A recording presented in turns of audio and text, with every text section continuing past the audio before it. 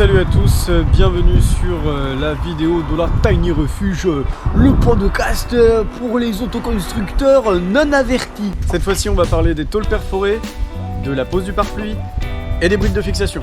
Voilà, j'espère que la vidéo vous plaira et puis si elle vous plaît pas, je continuerai quand même à en faire. Allez, c'est parti.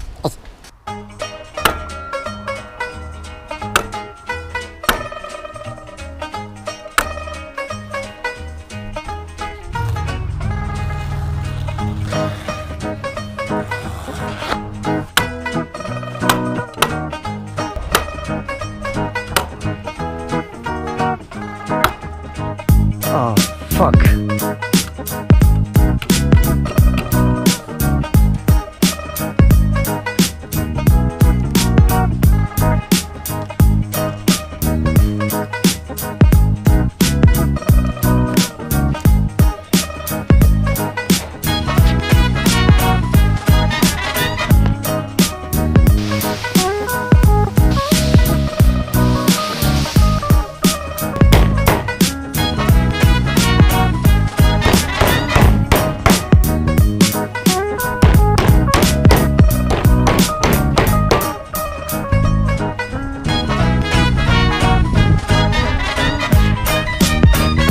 En train de me faire du vaudou sur ma remorque en fait.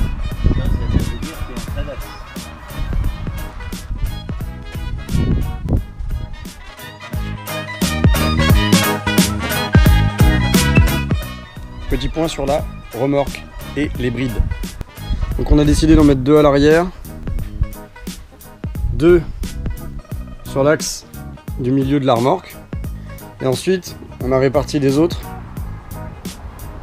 pour faire un triangle finalement, les mettre en quinconce, voilà, et à l'opposé pareil.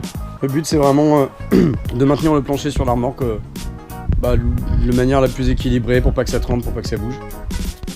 Donc il se trouve qu'on avait des chutes de ceci, voilà. C'était des restes en fait de bandes qu'avait mon père. Donc c'est du goudron, je me demande si c'est pas ça qu'on appelle le PDM. C'est une espèce de plaque de goudron, donc forcément le truc est pas écologique du tout. Mais par contre en fait c'est juste que ça traînait là depuis je sais pas combien de temps. Les gens en achètent des rouleaux énormes. Une fois qu'ils ont fait leur toiture ou autre, se retrouvent avec ça sur les bras et en général ça peut finir à la benne parce qu'il n'y a pas assez de quantité pour pouvoir leur vendre ou parce que simplement les gens oublient.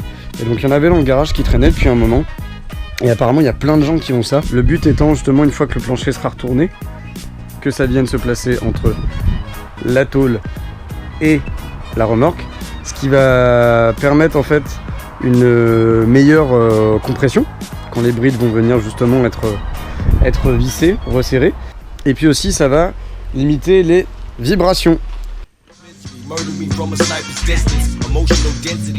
Before I rest in peace, I pray to God to find the broken pieces till the love you shattered. I can't complain, I'm walking the plank with a plain face and I'm screaming fuck the world with a 22 in a bag of sorrow. What's a friend tomorrow, if not an enemy? I try to paint a picture vividly, but they ain't hearing. Smiles upon my face, it's just a way to hide the loneliness. Like shit, I have emotions too, projected through the words I spit. I never did it for the fame, we ain't the same. Just another poet sharing my pains from this reality. And Brenda had a baby, but she made a shitty mother. My father was a no-show, the kids was undercover. I'm cruising through the 27th, meaning that I'm living in a dream where broken glass reflects a better. Be a fan of the opera, chanting holy mantra. The broken-hearted prince, I lost my heart to make this kiss. I'm the phantom of the merde, putain. J'ai ma solive avec l'encoche qui a été faite à la tronçonneuse.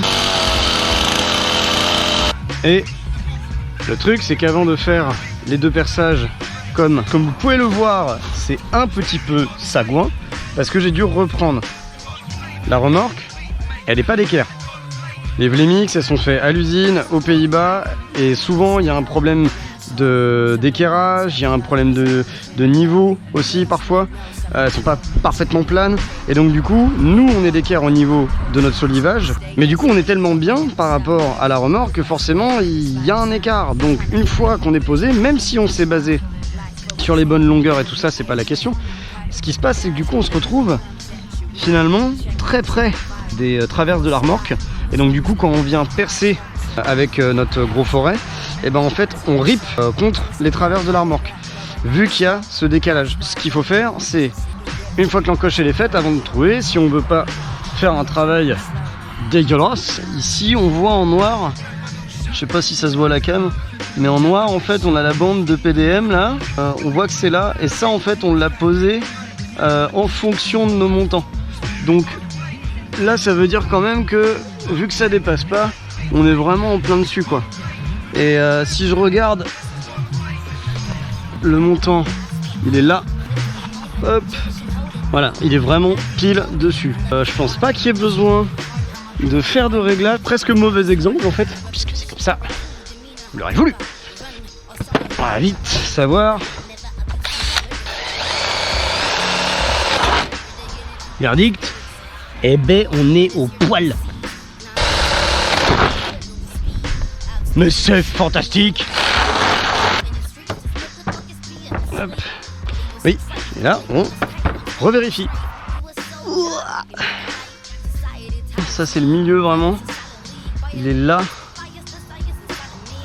Ouais, va falloir qu'on se déporte de ce côté là si on veut être bien. Parce que là c'est avec le milieu. Putain, c'est même chaud en fait. Allez, on croise les doigts ensemble. Oh, vous en foutez peut-être, mais moi je croise les doigts. Eh, pour balle. Il y a des moments comme ça, on se sent plus pissé pour des toutes petites victoires quoi. C'est la win. Donc ici, bah du coup, pour compenser, j'ai bien me collé. Voilà, impeccable il est.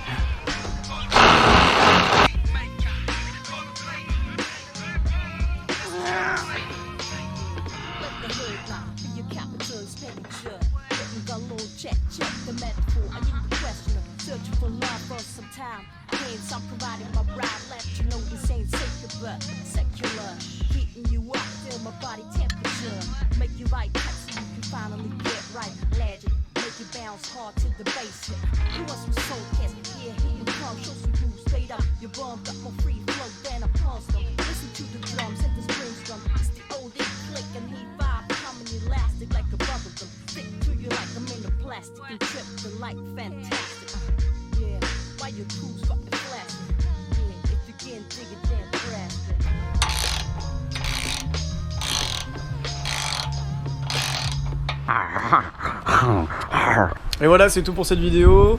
J'espère que ça vous a plu. Un gros bisou à toutes les personnes qui sont venues filer un coup de main, notamment pour retourner le plancher. Gros bisou à mon papa qui est avec moi sur le chantier. Papa d'ailleurs, promis, je te paierai une bouteille. Ce sera pas un truc de fou, mais je te paierai une bouteille. Ça c'est faisable ça. On n'est pas des bêtes. On se retrouvera du coup pour la troisième vidéo qui abordera la pose de mon plancher USB, l'isolation qu'il y a dessous et puis les finitions que je vais faire pour que le USB ne défonce pas les pieds. Voilà. En attendant, je vous fais des gros bisous, prenez soin de vous, bonnes vacances si vous en avez et ciao.